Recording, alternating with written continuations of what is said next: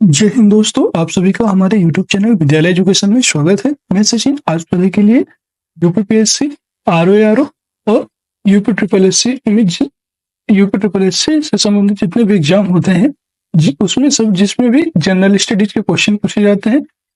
आज हम general studies के मोस्ट इंपॉर्टेंट क्वेश्चन करेंगे। और जनरल स्टडीज में आज का टॉपिक क्या होगा?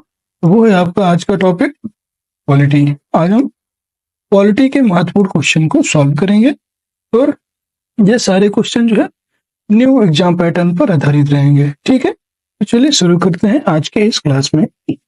आपका पहला क्वेश्चन है और आप देख सकते हैं ये आपके इंडियन पॉलिटी के टॉप 50 क्वेश्चन होंगे। ठीक है, जो हमारे द्वारा करवाए जा रहे हैं। आपका पहला क्वेश्चन है, निम्नलिखित में से किस अधिवेशन में कलकत्ता में सर्वोच्च न्यायालय की स्थापना का प्रावधान किया गया था? रेगुलेटिंग एक्ट 1773, फिट का भारत अधिनियम 1784, चार्टर एक्ट 1813, चार्टर एक्ट 1833। अब बताना है इसमें कि किस अधिनियम के तहत कलकत्ता में सर्वोच्च न्यायालय सुप्रीम कोर्ट की स्थापना का प्रावधान किया गया था। तो सुप्रीम कोर्ट की प्रावधान जो स्थापना है उसके प्रावधान जो है रेगुलेटिंग एक्ट 1773 में हुआ था। ये ऑप्शन यहाँ पे एकदम सही हो जाएगा आपका। अगला प्रश्न है, किस अधिनियम ने भारतवासियों को अपने देश के प्रशासन में कुछ हिस्सा लेना संभव बनाया? Charter act 1833, charter act 1853, government of India act 1858 या इंडियन काउंसिल एक्ट 1861। इसमें बताना है कौन सा इसमें सही होगा। वो हो जाएगा आपका चार्टर एक्ट 1833 ने जो भारतवासियों को अपने देश के प्रशासन में कुछ हिस्सा लेना संभव बनाया था। चार्टर एक्ट 1853 इसका राइट आंसर हो जाएगा। अगला प्रश्न है, निम्नलिखित में से किस एक अधिनियम के द्वारा भारत में सर्वसंघीय न्यायालय की स्थापना की गई थी? ये बताना है। भारत परिषद अधिनियम 1861, भारत सरकार अधिनियम 1909, भारत सरकार अधिनियम 1919 या उपयुक्त में से कोई नहीं।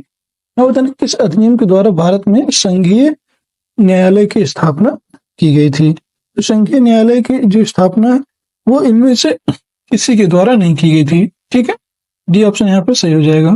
जो संघीय न्यायालय है इसकी बात करेंगे, ये आपका कि इनमें से किसी के द्वारा नहीं किया गया था। अगला प्रश्न आपका जो है, भारत का संघीय न्यायालय निम्नलिखित में से किस वर्ष में स्थापित हुआ था? ये बताना है। तो ये भारत का जो संघीय न्यायालय है ये आपका 1935, 1937, 1946 या 1947। भारत का जो संघीय न्यायालय है, भारत का संघीय न्यायालय ये आपका 1900 संघीय न्यायालय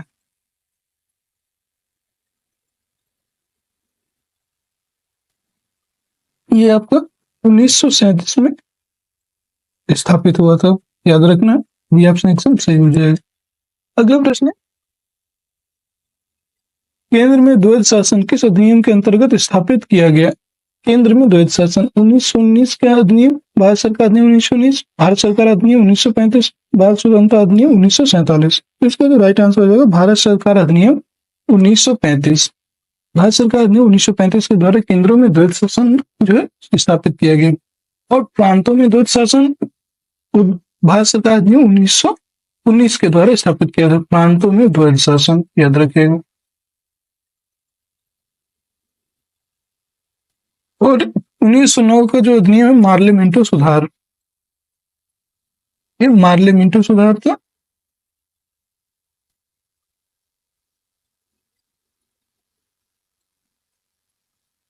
अगला प्रश्न है, 6 नंबर क्वेश्चन है, भारतीय विधान पालिका प्रथम बार किस सदनीय बनाई गई?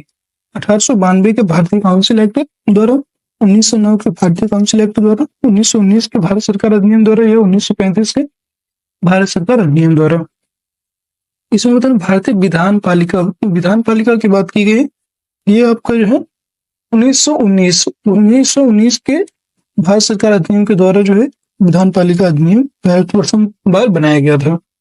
यहाँ पे अभी बताया ना द्विसदनीय कब बनाई गई? प्रांतों में द्वैध शासन, ये 1919 में ही लाया गया था। सी ऑप्शन एकदम सही हो जाएगा। अगला प्रश्न है, राष्ट्रपति के अध्यादेश निर्गत करने की शक्ति प्रेरित है। बताना इसमें किससे जो है राष्ट्रपति के अध्यादेश की शक्ति निर्गत होती है? भारत सरकार अधिनियम 1919, भारत सरकार अधिनियम 1935, भारत सरकार अधिनियम 1919, 1909 या भारत सरकार अधिनियम 1947। इसका जो राइट आंसर हो जाएगा वो हो जाएगा भारत सरकार अधिनियम 1935। तो भारत सरकार अधिनियम 1935 था। इसके द्वारा ही भारत राष्ट्रपति के अध्यादेश निर्गत करने की शक्ति प्रेरित थी। अगला क्वेश्चन है आपका, एक संघीय व्यवस्था और केंद्र में द्वैध शासन भारत में लागू किया गया था। एक संघीय व्यवस्था और केंद्र में द्वैध शासन। तो संघीय व्यवस्था अभी बताएंगे आपको 1909 के अधिनियम के द्वारा, 1919 के अधिनियम द्वारा, 1935 के अधिनियम द्वारा, ये उपयुक्त में से कोई नहीं। केंद्र संघीय व्यवस्था भी आपके 1935 के अधिनियम द्वारा होती है और केंद्रों में द्वैध शासन भी होता है 1935 के द्वारा। इसका जो राइट आंसर हो जाएगा सी ऑप्शन हो जाएगा 1935 के अधिनियम के द्वारा। अगला प्रश्न, अखिल भारतीय महासंघ स्थापित करने का प्रावधान शामिल किया गया था। भारत सरकार अधिनियम 1935, अगस्त प्रस्ताव 1940, भारत सरकार अधिनियम 1919 में और कैबिनेट मिशन प्रस्ताव 1946 में। अखिल भारतीय महासंघ, तो अखिल भारतीय महासंघ की बात करेंगे, ये जो है स्थापित हुआ था आपका ये 1935 के अधिनियम में, भारत सरकार अधिनियम 1935 में जो अखिल भारतीय महासंघ स्थापित हुआ था। अगला प्रश्न की बात करेंगे, 1935 के अधिनियम द्वारा स्थापित संघ में अवशेष शक्तियां किसको दी गई थी? संघीय विधान पालिका को, प्रांतीय विधानमंडल को, गवर्नर जनरल या प्रांतीय गवर्नर को। तो 1935 के जो अधिनियम है उसमें स्थापित संघ में आपका अवशिष्ट शक्तियां जो है गवर्नर जनरल को दी गई थी। याद रखिएगा, जो गवर्नर जनरल थे इनको जो है अवशिष्ट शक्तियां प्रदान की गई थी, इसलिए इसका राइट आंसर हो जाएगा सी ऑप्शन हो जाएगा। अगला प्रश्न है, इंडियन पॉलिटी में निम्नलिखित में से कौन सा एक भारत शासन अधिनियम 1935 में स्वीकार किया हुआ महत्वपूर्ण और स्थायी अवयव नहीं है? ये बताना है कौन सा नहीं है। देश के लिए लिखित संविधान, विधानमंडल के निर्वाचित एवं जवाबदेह प्रतिनिधि, एक संघ की योजना पर विचार, विधानमंडल के लिए सरकारी सदस्यों को समायोजित किया जाना। विधानमंडल के लिए सरकारी सदस्यों को समायोजित किया जाना। अब इसमें बताना है कौन सा जो है आपका सही होगा। तो ये जो है इसे बताना कौन सा एक अवयव नहीं है 1935 में जो स्वीकार किया गया है वो कौन सा एक अवयव नहीं है। तो देश के लिए लिखित संविधान 1935 में ये जो है स्थायी अवयव नहीं था। ठीक है, ये ऑप्शन यहाँ पे एकदम सही हो जाएगा। बाकी विधानमंडल के निर्वाचित एवं जवाबदेह प्रतिनिधि ये था एक संघ की योजना पर विचार, ये भी था। और विधानमंडल के लिए सरकारी सदस्यों को समायोजित किया जाना, ये भी एकदम सही है। 12th नंबर क्वेश्चन है, निम्नलिखित अधिनियमों में से किस अधिनियम के फलस्वरूप बर्मा भारत से अलग हुआ था? Indian council act 1919, government of India act 1919, government of India act 1935, Indian independence act 1947। Burma किस अधिनियम के अंतर्गत जो है आपको अलग हुआ था भारत से? तो हुआ था government of India act 1935, Bharat शासन अधिनियम 1935 के द्वारा ही जो बर्मा है वो भारत से अलग हुआ था। अगला प्रश्न है आपका, इंडियन पॉलिटी में एक निर्वाचन संविधान सभा द्वारा भारत के संविधान का निर्माण करने का प्रस्ताव किया गया था। साइमन कमीशन द्वारा, भारत सरकार ने 1935 द्वारा, क्रिप्स मिशन के द्वारा और ब्रिटिश कैबिनेट डेलीगेशन के द्वारा। अब आप सभी को पता है कि जो भारत के संविधान निर्माण करने का प्रस्ताव किया गया वो आपको किया गया था, तो वो आपको जो है ये क्रिप्स मिशन के द्वारा जो है किया गया था यहाँ पे। ठीक है, एक निर्वाचित जो सभा थी उसमें भारत के संविधान का निर्माण करने का प्रस्ताव किया गया था क्रिप्स मिशन के द्वारा 1942 में। ये आपको याद रखना है, क्रिप्स मिशन के द्वारा ये प्रस्ताव लाया गया था। और जो संविधान सभा है उसका निर्माण किससे होता है? तो वो कैबिनेट मिशन के, ये कैबिनेट योजना के द्वारा होता है। अगला 14 नंबर क्वेश्चन है, कैबिनेट मिशन योजना के अंतर्गत संविधान निर्माता परिषद में प्रत्येक प्रांत को आवंटित सदस्य संख्या निर्धारित करने के लिए एक प्रतिनिधि कितनी जनसंख्या के अनुपात में था? 8 लाख व्यक्ति, 10 लाख व्यक्ति, 12 लाख व्यक्ति या 15 लाख व्यक्ति? तो एक व्यक्ति की बात की जा रही है कि एक व्यक्ति कितने जनसंख्या पर था? ये जो है 10 लाख की जनसंख्या पर था, 10 लाख जनसंख्या। ठीक है, 10 लाख की जनसंख्या पर एक व्यक्ति था। निम्नलिखित में से कौन अगस्त 1946 में गठित प्रथम अंतरिम राष्ट्रीय सरकार का सदस्य नहीं था, यह बताना है। कौन सा इसमें जो है अंतरिम सरकार में अंतिम राष्ट्रीय सरकार का सदस्य नहीं था? Doctor C Rajagopalachari, doctor Rajendra Prasad, doctor Radhakrishnan या जगजीवन राम? इसमें बताना है कौन सा इसका सदस्य नहीं था। वो थे आपके doctor S Radhakrishnan. Doctor S Radhakrishnan जो है ये जो है 1946 में गठित प्रथम अंतरिम राष्ट्रीय सरकार के सदस्य नहीं थे। अगला प्रश्न है, संविधान सभा में सदस्यों का चुनाव कैसे हुआ था? सीधे जनता द्वारा, भारतीय राष्ट्रीय कांग्रेस के नामांकन के द्वारा, भारतीय राज्यों के शासकों के नामांकन के द्वारा या प्रांतीय सभाओं द्वारा? इसका जो राइट आंसर हो जाएगा वो हो जाएगा प्रांतीय सभाओं द्वारा, क्योंकि उस टाइम पे जो है प्रत्यक्ष इलेक्शन हो ही नहीं सकता था, इसलिए वहां पे प्रांतीय सभाओं के द्वारा 10 लाख की जनसंख्या पर 10 लाख की जनसंख्या पर प्रत्येक एक व्यक्ति को चुना गया था, याद रखिएगा। अगला प्रश्न 17 नंबर क्वेश्चन होगा, संविधान सभा की प्रथम बैठक की अध्यक्षता किसने की थी? Doctor Rajendra Prasad, doctor Bhimrao Ambedkar, doctor सच्चिदानंद सिन्हा या मौलाना अबुल कलाम आजाद? तो संविधान सभा की पहली बैठक किया था डॉक्टर सच्चिदानंद सिन्हा।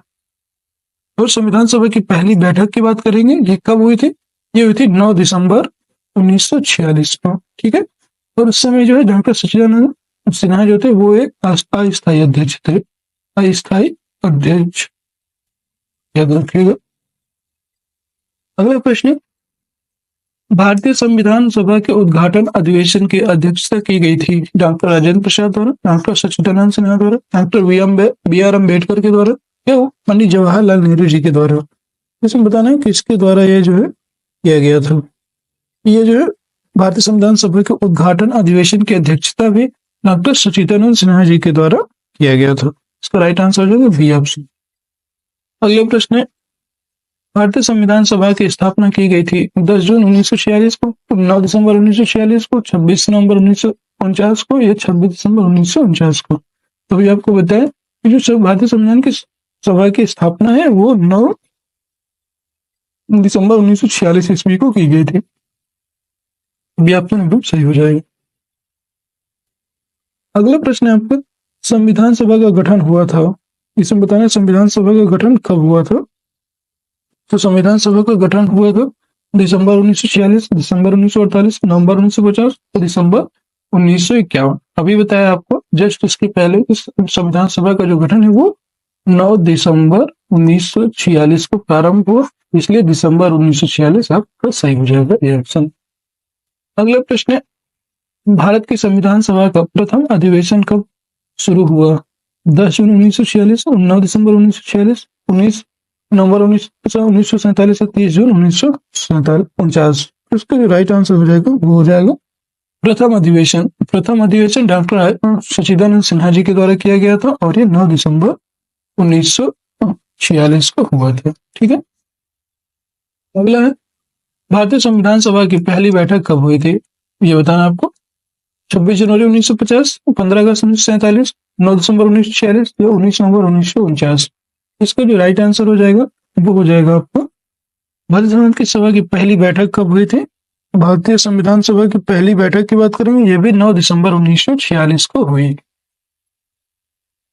अगला प्रश्न है आपको, भारत को एक संविधान देने वाला प्रस्ताव संविधान सभा द्वारा पारित किया गया था 22 जनवरी 1946, 22 फरवरी 22 जनवरी 1947, 22 फरवरी 1947, 22 जुलाई 1946। तो भारत को एक संविधान देने के प्रस्ताव की बात है, ये हुआ था 22 जनवरी 1947 को। और संविधान सभा का प्रस्ताव किसने दिया था? वो लाया थे पंडित जवाहरलाल नेहरू। पंडित जवाहरलाल नेहरू जी ये प्रस्ताव लाए थे। कब लाया था उद्देश्य प्रस्ताव? 13 दिसंबर 1946 को यह जो प्रस्ताव है लाया गया था। अगला प्रश्न है, संविधान सभा में उद्देश्य प्रस्ताव में से किस एक के द्वारा प्रस्तुत किया गया? अभी जस्ट इसके पहले बताया doctor B R Ambedkar, doctor Pandit Jawaharlal Nehru, doctor Rajendra Prasad, doctor C D. Deshmukh. तो इसका राइट आंसर हो जाएगा पंडित जवाहरलाल नेहरू। अगला प्रश्न है आपको,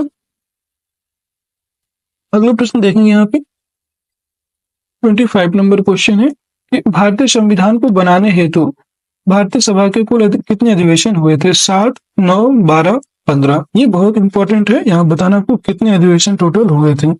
इसमें जो है भारतीय संविधान को बनाने में टोटल जो अधिवेशन है ये आपके टोटल 12 हुए थे, 12 अधिवेशन हुए थे संविधान सभा को कंप्लीट करने में। ये भी आपको याद रखना। तो राइट आंसर हो जाएगा सी ऑप्शन। अगला प्रश्न है, भारत की संविधान सभा की अंतिम बैठक की सही तिथि बताइए। 26 नवंबर 1949, 5 दिसंबर 1949, 24 जनवरी 1950 या 25 जनवरी 1950। इसका जो राइट आंसर है वो हो जाएगा 24 जनवरी 1950। अंतिम बैठक होती है 24 जनवरी 1950। और संविधान लागू कब होता है कि भारत का संविधान लागू होता है 26 जनवरी 1950 को जो है भारत का संविधान बनकर लागू होता है, याद रखिए। और हम अपने संविधान को अधिनियमित और स्वीकार कब करते हैं? तो 26 नवंबर 1949 को अधिनियमित करते हैं या आत्मार्पित करते हैं। अगला क्वेश्चन है आपका 27 नंबर क्वेश्चन है, भारत के संविधान के निर्माण में संविधान सभा को कितना समय लगा था? 2 वर्ष 11 माह 18 दिन, 2 वर्ष 7 माह 23 दिन, 3 वर्ष 4 माह 14 दिन, 3 वर्ष 11 माह 5 दिन। उस भारतीय संविधान के निर्माण में जो संविधान सभा को जो समय लगा था वो था 2 वर्ष 11 माह 18 दिन। इतना टोटल समय इसमें लगा था। ये ऑप्शन एकदम सही हो जाएगा। अगला प्रश्न है, भारतीय संविधान के निर्माण के समय संवैधानिक सलाहकार कौन थे? Doctor B R. Ambedkar, doctor Rajendra Prasad, V N. Rao, K M. Munshi. तो बताइए इसमें जो है कौन सा सही होगा? तो जो भारतीय संविधान है उसके संवैधानिक सलाहकार की बात करेंगे तो ये जो थे इनका नाम था VN. Rao, VN. Rao. C option एकदम सही हो जाएगा। अगला प्रश्न है, भारत का संविधान पूर्ण रूप से तैयार हुआ था 26 जनवरी 1950, 26 नवंबर 1949, फरवरी 11 1948 या कोई नहीं। इसका जो राइट आंसर हो जाएगा वो हो जाएगा 26 नवंबर। इसका राइट आंसर हो जाएगा 26 नवंबर 1949 को। 26 जनवरी 1949 को भारतीय संविधान का पूर्ण रूप से बनकर के तैयार हो गया था। अगला क्वेश्चन है, किस अधिवेशन के द्वारा ब्रिटिश संसद ने चाय और चीन के साथ व्यापार को छोड़कर पूर्वी इंडिया कंपनी के भारत के साथ व्यापारिक एकाधिकार को समाप्त कर दिया था? 1213 का चार्टर अधिनियम, 1833 का चार्टर अधिनियम, 1853 का चार्टर अधिनियम या 1873 का चार्टर अधिनियम। तो आपको पता होगा ये जो है 1813 के चार्टर अधिनियम के द्वारा जो है ब्रिटिश संसद ने चाय और चीन के साथ व्यापार को छोड़ करके जो ईस्ट इंडिया कंपनी थी, ये पूर्वी इंडिया नहीं ईस्ट इंडिया कंपनी थी, इसका पूरा नाम है ईस्ट इंडिया कंपनी, ठीक है। तो ईस्ट इंडिया कंपनी के जो है भारत के साथ व्यापारिक एकाधिकार को समाप्त कर दिया था, याद रखिएगा। अगला प्रश्न है, भारतीय संविधान कब लागू हुआ था ये बताना है। भारतीय संविधान आपको 26 जनवरी 1950, 23 जनवरी 1950, 15 अगस्त 1947, 26 दिसंबर 1949। इसका जो राइट आंसर हो जाएगा वो हो जाएगा 26 जनवरी 1950 को भारत का संविधान बनकर तैयार मतलब 26 जनवरी 1950 को भारत संविधान लागू हुआ था। अगला प्रश्न है आपको, भारतीय संविधान को 26 नवंबर 1949 को किसके द्वारा अधिनियमित किया गया था? संविधान सभा द्वारा, भारत के गवर्नर जनरल द्वारा, भारतीय संसद द्वारा या ब्रिटिश संसद द्वारा? इसका जो राइट आंसर होगा वो हो जाएगा आपको, किसने इसको बनाया था? ये बनाया तो संविधान सभा के द्वारा था। तो अब आत्मार्पित भी या अधिनियमित भी कौन करेगा? संविधान सभा के द्वारा इसे अधिनियमित किया गया था।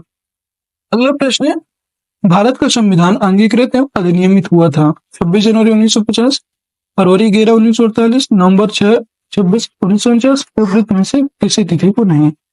26 नवंबर 1949 को ये जो है अधिनियमित और आत्मार्पित किया गया था। एकदम सही हो जाएगा सी ऑप्शन। अगला प्रश्न, निम्नलिखित में से किसने सुझाव दिया था कि भारत की स्वतंत्रता के बाद भारतीय कांग्रेस को एक राजनीतिक दल के रूप में भंग कर दिया जाएगा? ये बोलने वाले कौन थे? श्री राजगोपालाचारी, जयप्रकाश नारायण, आचार्य कृपलानी या महात्मा गांधी? ये जो आपका ये जो बात बोली थी ये थी महात्मा गांधी। महात्मा जी गांधी जी के द्वारा ये कहा गया था कि जब उन्होंने ये सुझाव दिया था कि भारत की स्वतंत्रता के बाद भारतीय राष्ट्रीय कांग्रेस को एक राजनीतिक दल के रूप में हम अलग कर देंगे अर्थात भंग कर देंगे। खत्म कर दिया जाएगा। अगला प्रश्न है आपका 35 नंबर क्वेश्चन है, देखिए अपनी राष्ट्रवादी प्रतिक्रिया में भारतीय संविधान के निर्माताओं ने अल्पसंख्यकों के हितों तथा भावनाओं के महत्व को कम करके आंका है। यह कथन किसका है, ये बताना है। मॉरिस जोन्स का, हार्ड ग्रेव जूनियर का, अलेक्जेंड्रोविच का या आइवर जेनिंग्स का।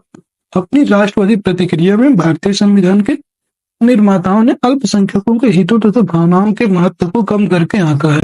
यह कथन आपको बताना है किसका, ये कथन कहने वाले थे आइवर जेनिंग्स।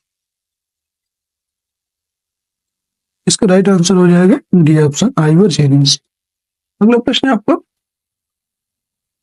संविधान सभा की प्रांतीय संविधान समिति का अध्यक्ष कौन था। प्रांतीय संविधान समिति, doctor B R Ambedkar, Pandit Jawaharlal Nehru, doctor Rajendra Prasad, Sardar Patel.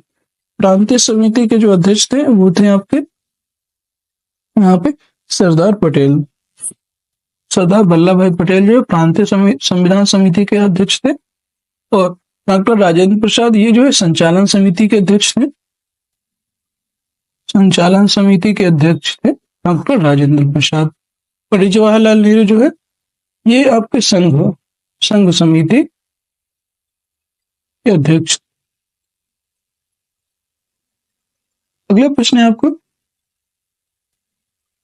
भारतीय संविधान सभा के प्रारूप समिति के अध्यक्ष कौन थे, ये बताना है। Doctor Rajendra Prasad, Jawaharlal Nehru, doctor B R Ambedkar, Purushottam Das Tandon.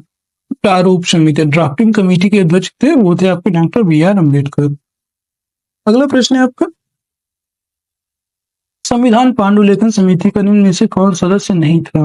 Mohammad Sadullah, के एम मुंशी, ए के अय्यर, जवाहरलाल नेहरू। तो पांडुलेखन जो समिति है उसके अध्यक्ष कौन नहीं थे, इसका जो राइट आंसर हो जाएगा वो हो जाएगा आपका जवाहरलाल नेहरू। जवाहरलाल नेहरू जो है पांडुलेखन समिति के अध्यक्ष नहीं थे, सदस्य नहीं थे, जबकि मोहम्मद सादुल्लाह, के एम मुंशी और ए के अय्यर इसके सदस्य थे। अगला प्रश्न है आपका 39 नंबर क्वेश्चन, संविधान सभा ने डॉक्टर बी आर अम्बेडकर की अध्यक्षता में प्रारूप समिति का गठन कब किया था। 13 दिसंबर 1946, 22 जनवरी 1947, 3 जून 1947, 29 अगस्त 1947। इसका जो राइट आंसर हो जाएगा वो हो जाएगा 29 अगस्त 1947 को जो है प्रारूप समिति के गठन जो है हुआ था। इसका राइट आंसर हो जाएगा 29 अगस्त। संविधान निर्मात्री परिषद के झंडा समिति के अध्यक्ष कौन थे। श्री राजगोपालाचारी, डॉक्टर राजेंद्र प्रसाद, जे.बी. कृपलानी या डॉक्टर बी आर अम्बेडकर। झंडा समिति के जो अध्यक्ष थे उनका नाम था जे.बी. कृपलानी। अगला प्रश्न था आपको, अगला क्वेश्चन है, भारत के संविधान में उद्देशिका का विचार लिया गया है। इटली के संविधान से, कनाडा के संविधान से, फ्रांस के संविधान से या यूएसए के संविधान से। तो यहाँ पे उद्देशिका के प्रस्ताव जो विचार जो है ये आपका यूएसए अमेरिका के संविधान से लिया गया है। अगला प्रश्न है 42 नंबर क्वेश्चन है, भारतीय राजनीतिक व्यवस्था में कौन सर्वोच्च है। सर्वोच्च न्यायालय, संविधान, संसद, धर्म। तो भारतीय संविधान राजनीतिक व्यवस्था में जो है सर्वोच्च सबसे कौन है आपका संविधान जो है उसमें सर्वोच्च है। अगला है, भारत में न्यायिक पुनरीक्षण की संकल्पना निम्नलिखित में से किस देश के संविधान से ली गई है। यूनाइटेड किंगडम, संयुक्त राज्य अमेरिका, यूएसएसआर, ऑस्ट्रेलिया। तो इसका जो राइट आंसर है वो हो जाएगा संयुक्त राज्य अमेरिका। यूएसए के संविधान से हम लोगों ने क्या लिया था, जुडिशियल रिव्यू, न्यायिक पुनरीक्षण। अगला प्रश्न है आपका 44 नंबर क्वेश्चन है, न्यायिक पुनर्विलोकन की व्याख्या है केवल भारत में है, केवल यूएसए में है, भारत और यूएसए में है, केवल यूके में है। इसका जो राइट आंसर होगा ये हो जाएगा भारत और यूएसए दोनों में है न्यायिक पुनर्विलोकन की व्यवस्था। अगला प्रश्न है आपका, भारत की संघात्मक व्यवस्था निम्नलिखित में से किस देश से संबंधित है। संघात्मक व्यवस्था की बात की गई है, ये जो है किस देश से संबंधित है। कनाडा, यूनाइटेड किंगडम, संयुक्त राज्य अमेरिका या आयरलैंड। तो संघात्मक व्यवस्था आपकी ये जो है कनाडा में स्थित है। आपका संघात्मक व्यवस्था कनाडा में है, संघात्मक व्यवस्था है, ठीक है। ये ऑप्शन यहाँ पे एकदम सही हो जाएगा। अगला प्रश्न है आपका, भारतीय संघवाद किस देश की पद्धति पर आधारित है। ये बताना है। भारतीय जो संघवाद है ये किस देश की पद्धति पर आधारित है? यूएसए, कनाडा, ऑस्ट्रेलिया या जर्मनी?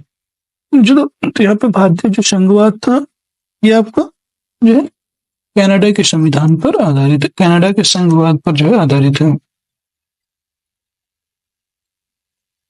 अगला है भारतीय संविधान में राज्यों का की संघ की संकल्पना को प्राप्त किया गया है। राज्यों की नहीं, राज्यों का संघ की संकल्पना को प्राप्त किया गया था अमेरिका के संविधान से, ऑस्ट्रेलिया के संविधान से, ब्रिटिश नॉर्थ अमेरिका के अधिनियम से या स्विट्जरलैंड के संविधान से। आपको बताना है इनमें से किस संविधान में ये जो है राज्यों का संघ की संकल्पना प्राप्त हुई थी। ये आपको जो है जो राज्यों की संकल्पना है इसको हमने ब्रिटिश नॉर्थ अमेरिका अधिनियम से यहाँ पे हमने प्राप्त किया था। याद रखिएगा, सी ऑप्शन इसका सही हो जाएगा, ब्रिटिश नॉर्थ अमेरिका अधिनियम। अगला प्रश्न है आपको भारत में समवर्ती सूची की संकल्पना कहाँ से ली गई है? समवर्ती सूची की जो संकल्पना है ये आपके यूएसए के संविधान से, स्विट्जरलैंड के संविधान से, ऑस्ट्रेलिया के संविधान से या यूएसए के संविधान से? इसका राइट आंसर हो जाएगा ऑस्ट्रेलिया के संविधान से। अगला प्रश्न है 49 नंबर क्वेश्चन, भारत के संविधान में समवर्ती सूची की अवधारणा ग्रहित की गई थी। समवर्ती सूची जो अवधारणा है कहाँ से ग्रहित की गई थी? ग्रेट ब्रिटेन के संविधान से, यूएसए के संविधान से, कनाडा के संविधान से या ऑस्ट्रेलिया के संविधान से?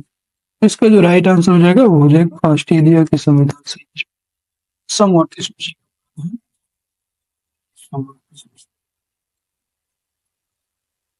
अगला प्रश्न है और आज की क्लास का शायद लास्ट क्वेश्चन है आपके लिए, और ये जो है सारे क्वेश्चन आपको बहुत पसंद आए होंगे उम्मीद है। भारतीय संविधान में राज्य के नीति निर्देशक तत्वों की संकल्पना किस देश के संविधान से ली गई है? तो राज्य के नीति निर्देशक तत्व की बात करेंगे तो ये जो है आपका कहाँ से लिया गया है? France, Ireland, Japan, USSR. तो राज्य के नीति निर्देशक तत्व यहाँ से आपको जो है आयरलैंड के संविधान से ये लिया गया है राज्य के नीति निर्देशक तत्व। यूएसएसआर से हमने लिखा था मौलिक कर्तव्य या मूल कर्तव्य बोल सकते हैं। मौलिक कर्तव्य हम जो है यूएसएसआर से लिए गए हैं और ये मौलिक कर्तव्य आपका आर्टिकल ये आर्टिकल 51 ए में वर्णित है और इसको जो है 42वें संविधान संशोधन के द्वारा हमने ऐड किया था, 42वें संविधान संशोधन 1976 में। ठीक है, और इसकी बात करें मौलिक कर्तव्य की तो ये जो है सरदार स्वर्ण सिंह समिति के द्वारा सिफारिश पर ये जो है स्वर्ण सिंह समिति की सिफारिश पर ये जो है इनको लागू किया गया था, याद रखिएगा। आयरलैंड के संविधान जो है राज्य के नीति निर्देशक तत्व की संकल्पना यहीं से ली गई थी और राज्य के जो नीति निर्देशक तत्व है ये आपके आर्टिकल 36 से लेकर 51 तक जो है भारतीय संविधान में वर्णित है। आज की क्लास यहीं पर आपकी समाप्त होती है। क्लास आपको कैसी लगी कमेंट सेक्शन में जरूर बताइएगा। अगर क्लास पसंद आई है तो क्लास को लाइक कर दीजिए, शेयर कर दीजिए और चैनल में नए हैं तो चैनल को सब्सक्राइब भी जरूर कर लीजिएगा, जिससे आगे आने वाली वीडियोज की नोटिफिकेशन आप सभी को मिलती रहे। आज के लिए इतने ही। जय हिंद, जय भारत। आप सभी स्वस्थ रहे, मस्त रहे और अपनी तैयारी को जोर देते रहे।